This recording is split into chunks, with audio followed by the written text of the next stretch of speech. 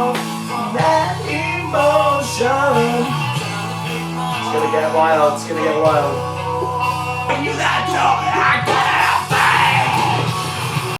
Hey everyone, so this is going to be episode 1 of the Happiness Advantage. I'm going to spend the next few weeks meeting up with people who have a positive outlook on life and take their hints, tips, and try and help a few people out along the way. I've come to Choc Studios in High Lane today, and I'm going to sit down with Oli The Choc. And as you'll see, like from a lot of the work that I do, I work a lot with Oli. We have good conversations during the week, and we always, aim to inspire each other with the stuff that we do with our work. So I'm really buzzing to just sit down and have a normal chat with all about happiness and the way we see things. So I hope you all enjoy it. Any feedback's welcome, and if you'd like to come on the show, pop me a message. And just want to like I said last night in my vlog, I just want to help people be a better version of themselves in any way that I can be, and I can do even. So yeah, that would make sense. Anyway, so episode 1. We're with Oli, and we're going to have a sit down and a chat, and we're going to see how it goes. Might be shit, might be great. Let's do it. And for anyone who doesn't know Oli, here's a little intro into Oli The Choc.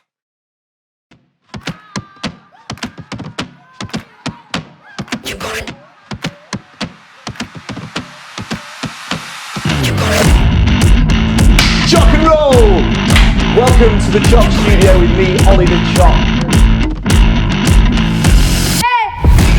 She gotta feel it in your soul. She gotta believe it, you gotta know. She gotta wake up and dream and go get it. Her visionary knows no limit. Do it big so your name be remembered. Play your cards like the hand of a winner. Eat your breakfast but make room for dinner. Got a hunger for success and my dreams getting bigger. You gonna dream big, you better dream large. Blocking lanes on the boulevard. Calling shots cause you're in charge. You gonna dream big, you better dream large. You wanna live life like a renegade. Come to the top of your piece of fame. Calling shots cause you're in charge. You gonna dream big, you better dream large. You gonna dream big, you better dream large. You gonna dream big, you better dream large. You gonna dream big, you better dream large. You gonna dream big, you better dream large. I just thought it'd be good just to have a chat, rather than, because like a lot of the time we just text each other, and we send each other voice notes, and like for me, like sometimes like I'll be a bit shit in the day. I'll send you a message. I'm like, oh, I'll be like, and you're like, mate, how are you doing? And I'm like, oh, right, I feel better now, because it's like you just sort of have this positivity, Like an injection of like madness. I can say like, if I'm not happy with something we've done, and I'll give criticism back to you. You're like, you fuck the criticism off, but then you're really positive back. Right. So that's why I thought like, it's good to speak to you about it, because you are a positive person, and I think like that shows in like what you do. Okay. Yeah. So like my idea of this whole thing of sitting down and talking was about happiness. Yeah. Because to me, you're a happy person. Yeah.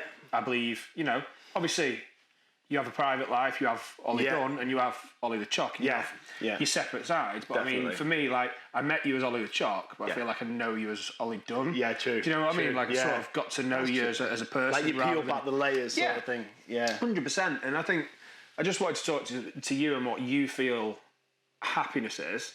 And what it means to you to be happy.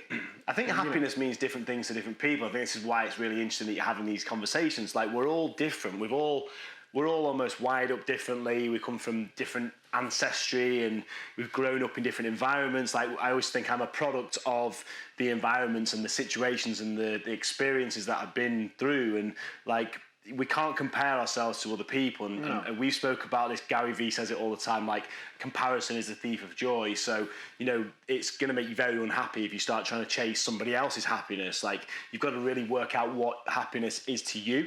And I think it was quite timely before, because I was having this thought process of like what happiness is. And I think really what makes me happy is to give rather than to receive. Like, I love, as you can see, my toys, my things, like, I love all of that, but none of it really exists. It's like, what does exist is the way it makes you feel. Yeah. And I think with what I do with chocolate, it's not about the chocolate, it's about the way it makes you feel. And that's, for me to be able to give people an experience with that, whether in real life or virtual, what they remember is how you made them feel. So to give other people some happiness kind of like gives me, it's like everything comes full circle. I think whatever you put out there comes back. So sometimes I'm not feeling it. Like I'm not always happy, although I appear to be. Yeah. And when I say I'm not always happy, what I mean is like I'll have bad days. I'll be in a bad mood. Yeah, we all do, don't we? Yeah. I'm happy in general with everything that's in my life, but there'll be those low moments. But I'll still act and behave in that way because it helps me to kind of snap out of it. Because if I put good energy out to you, then chances are that's infectious. You're going to give that back to me, which but actually that does makes happen. me feel happy. It does happen. Because then what happens is I'll send you like a bit of a, I'm having a bit of a, random day. Yeah. And you're like, mate, let's do this. We're doing this. We're doing that. And I'll come back like, yes, let's do that. And let's do that. And you're like, and then we're both on that level again. And it's like, we do that. And then, I'd hope to say, if that happens in return, I'd always try and pick you back up. Exactly. And it has happened in return, because sometimes, but I always said this about my chocolate parties, like I would sometimes just not feel like getting out and going doing it, just tired, lacking enthusiasm, but that booking's in the diary. I'm not going to disappoint that child's birthday, and I've got to get there and be the best version of myself, turn up and make it the best party I've ever done, because that's always been like my ethos. It's like, I've got to make this better than the last one, and then I'll come away from it completely buzzing. So I've basically increased like my own vibration, and I think that's what we do for each other. And it's like Ben and I do with the podcast and the voice notes, and I think that's what we all have to be almost accountable to each other for. You never know who around you that you surround yourself with that might be having a bad day. So I always, if I get a chance, I'll reach out to people. I'll randomly call people with no reason for that, or voice note them, and and I've had. I think it's a big thing in that, because a lot of my friends are very different. Like a lot of my friends won't tell me if there's something wrong. I'm a big advocate of I'll express my feelings because it'll stop me feeling shit. Okay. So when I do my vlog, I only do that because it gets me out of feeling shit, and it's almost like I need to say it, but I don't want to say it to anyone individually. I just want to get it out there, and then when I've said it, I've done it. I know a lot of my friends will bottle everything up and almost get to a point where it's too much for them to sort of handle sometimes. Definitely. And like say, like by doing that there, like you're keeping in touch with your mates, you're opening up the conversation. Yes. Whereas I probably don't do that very well with my friends. Okay. So that's a good bit of advice. So, you always check in on people and I think do that. Sometimes it sounds like there's a bit of pressure going and opening up to your friends. It feels like a big deal, but it doesn't. What I would say is like communication is so important. Whether it's just your day to day sharing with people, opening up about what you're doing, like what your plans are, what your vision is, what you're enjoying, what you're not enjoying, just general conversation gets those thoughts, feelings, emotions out of your mind, out of your mouth, out of your body, and then you're getting feedback from somebody who relates to you. We all relate to each other. I think that's important. Someone else says, oh yeah, I get that, I've been through it, I understand, and we just kind of need to be there for each other more, I think, in communication. Yeah, I agree. And I think since you introduced me to Ben, when I ended up doing some work for Ben, I feel like I've become really good friends with Ben really quickly, because he's one of those people that you can say something to and he'll give you his advice, and at the same time he'll ramble on about how he's feeling, how his day is, and you feel like you can give something back to him all the time, and you can always have a really good two-way conversation. It's never one-sided. And I find that with you, we'll have a conversation about the Choc and Roll show, but then we'll have a chat about something completely different, or it might be about music, or it might be about something, and be like, have you heard this song? Have you done? And it's those conversations that I think that most blokes don't have. Do you know what I mean? Yeah, definitely. They sit and they'll work all day. They text, don't get me wrong, they have text and they have banter with their mates, but they don't open up about what they like, how they feel, and things like that. I'm not ashamed. I like some music that's really acoustic, chilled, and some people might look at you and think, oh, well, but on the other side, I like really raw rap music, and it's like you don't have to fit in a box. Yeah, exactly. You can like a bit of everything.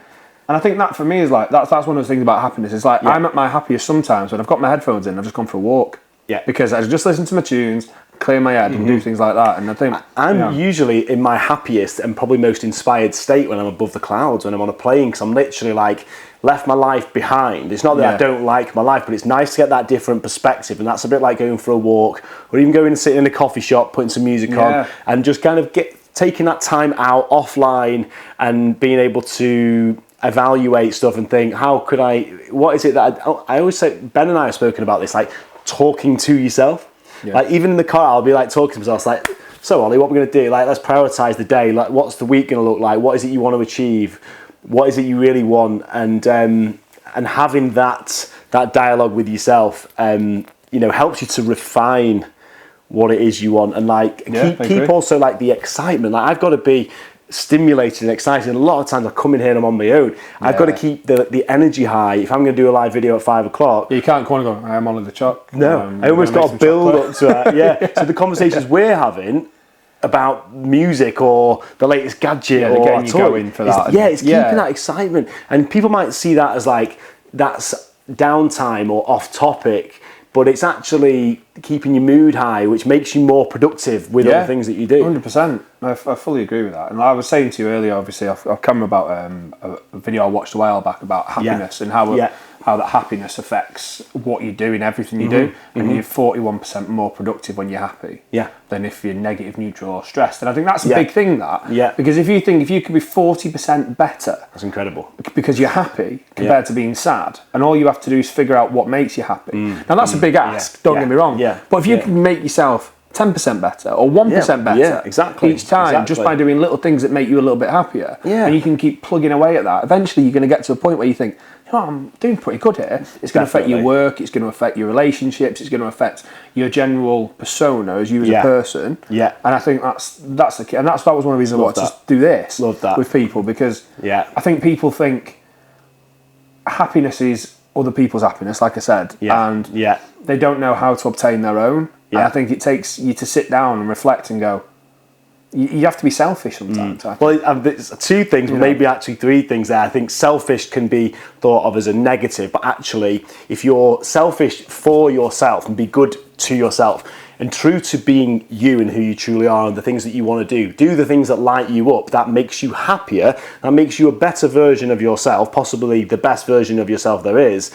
for people around you, for your colleagues, your friends, your family. I almost feel like I owe my happiness to others. So it's not selfish. It's actually like, if I can be happy and in a good place, in a good mood, in a good state, then that's going to help those around me to raise their happiness, which is like what we spoke about before. It's accountability. A really cliche moment, but do you know in Coach Carter, when he walks in the gym and they're all sat there working, and he stands up and he says, our deepest fear is that we're inadequate and all that, and he talks about like the light that we shine makes others shine with us, and that's what you're saying there, is like that moment of, if you're happy and you can project that happiness, other people around you feel almost guilty for not being happy. They automatically, they try and pick up their mood and they try and match you. Rather than trying to walk in the room and trying to match whoever's on the lowest. That's not going to help anyone. And I think also, we've all, like, if you can't work out what makes you happy, think back to when you did feel happy and what things you were doing. And it goes back to when we were kids. Like, we used to play hide and seek, and we used to run around and play on our bikes and have like complete carefree fun and play with Batman figures. And it's like, do you think there's happiness in the nostalgia then? Yeah, I think that's what it is. Well, and I think it's tapping into those things and going, there's no shame in like bringing a little bit of that back, that childhood back. You don't have to think, oh, well, that's childish. Well, I'm grown up now, I need a briefcase and I've got to go to work. Let's play hide and seek. That's so fun. We were talking about that this morning. Well, do you know, like, you used to play Manhunt for hours, didn't you? Exactly. I remember once on Marple Market Street and I hid under a bathtub for about 45 minutes.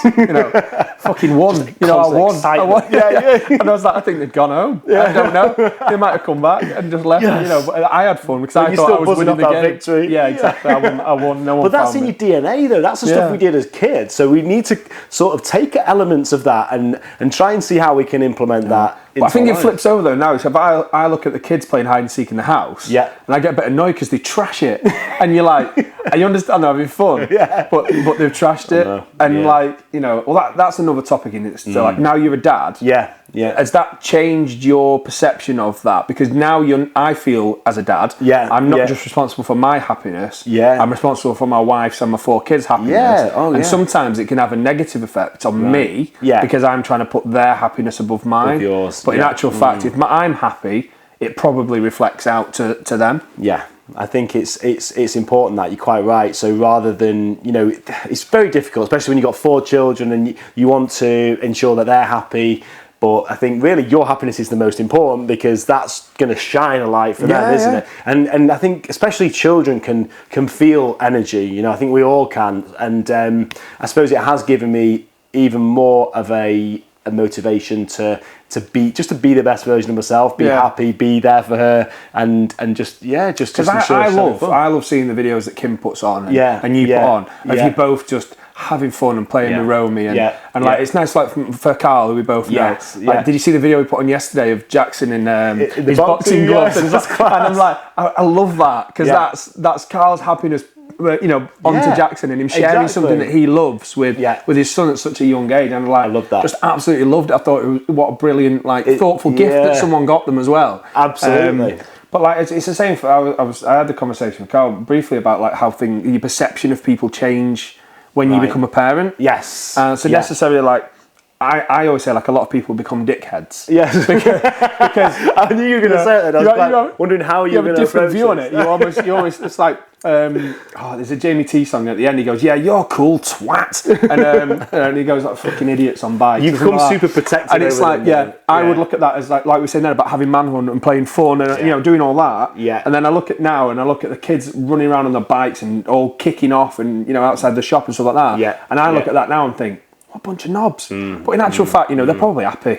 You know. It's so stuff that we did. It's almost like you need to ignore all that and just sort of focus on your happiness. But I think it's very easy to get moody. Like road rage, my wife's a big one for road rage. My wife's a lovely person, like absolutely lovely person. Yeah. But you put her in a car, I reckon the word bell end will come out 5 or 6 times before she's got to work. You know, and she doesn't swear. She barely swears. Like she's dead polite, dead nice. In the car, different. It's a whole different kettle of fish though in the car, isn't it? You know, all the best people brings out the worst in everyone. That's it. But then, again, though, you know, it's that thing, isn't it, of just feeling yourself and just like. I'll stick to my one wheel. I'll travel around like that.